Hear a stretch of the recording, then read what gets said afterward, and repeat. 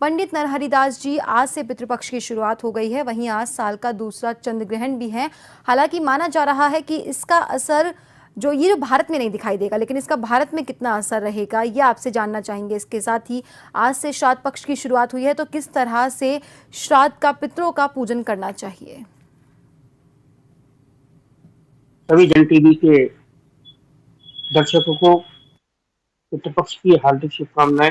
ये वर्ष में एक बार पितृपक्ष आता है, जो कि 16 दिन का मनाया जाता है।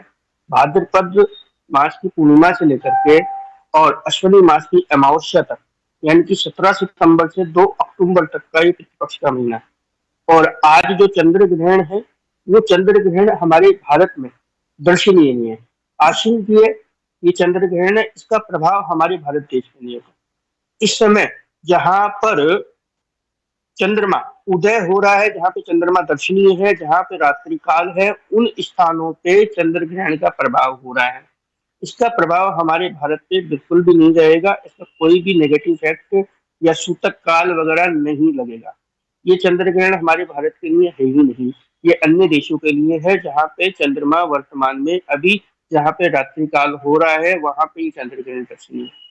और पितृपक्ष में आज प्रतिपदा तिथि अभी 8:20 पे आरंभ हुई है और मध्याह्न काल के उपरांत ही पितरों की शांति करने का नियम है।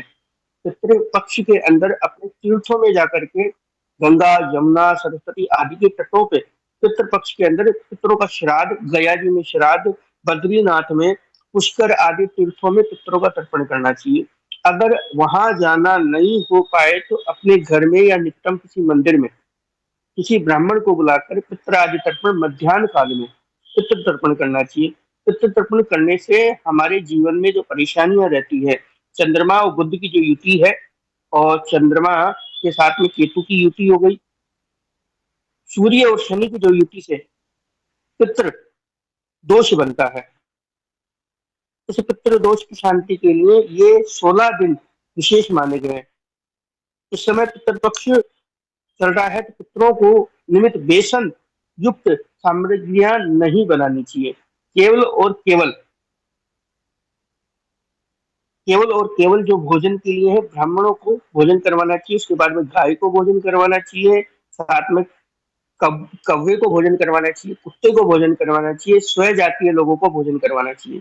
17 सितंबर यानी कि कल से पितृपक्ष शुरू हुआ है। कल पहला पूर्णिमा का पितृ श्राद्ध हुआ और अमावस्या के दिन सभी पितरों का, जो ज्ञात अज्ञात पितर है, उनकी शांति करने का नियम है।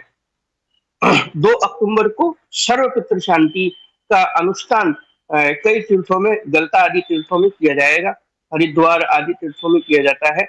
उस दिन सभी पितृ जो हमें जानकारी में है उनका और जो अनजाने में है उनका भी, सबका ही पितरों का तर्पण किया जाता है। पितृ पक्ष में सबसे पूर्व अपने परदादा का तर्पण किया जाता है, उसके बाद में अपने दादा का और उसके बाद में पिता का। जो लोग इस सृष्टि में मौजूद नहीं है, जो पितरों में है, स्वर्ग में है, आदि आदि स्थानों पे है, जिनकी मृत्यु हो चुकी है, उनका ही पितृ तर्पण किया जाता है। संन्यास में अपना खुद का भी तर्पण करते हैं। कई सन्यासी लोग आज के दिन से लेकर के 16 दिन तक अपना खुद का भी तर्पण करने का नियम है। ये अपना खुद का ही तर्पण कर देते हैं प्रत्यक्ष होते हुए भी, वो सन्यास का नियम होता है। पितृ पक्ष में सबसे पहले स्वयं के पक्ष का तर्पण, उसके बाद में अपने निन्याल पक्ष का, अपने ससुराल का, आदि आदि स्थानों पे आदि आदि पक्षों का तर्पण करना विधान बताया गया है। उसके बाद में पितरों का देवताओं को भी तर्पण किया जाता है। उसके बाद में भीष्म पितामह जिनकी कोई संतान नहीं थी, उनका अंत में तर्पण किया जाता है। भीष्म पितामह का तर्पण करने से कई प्रकार के हमारे जो पितृ योनि के अंदर पितृ हैं वो भी तृप्त होते हैं। जी, बहुत बहुत धन्यवाद हमसे जुड़ने के लिए, हमारे दर्शकों तक तमाम जानकारी पहुंचाने के लिए पंडित नरहरि दास जी। तो आप सभी को बता दें कि पितृपक्ष शुरू हो चुके हैं, जहां पर पितरों की तरफ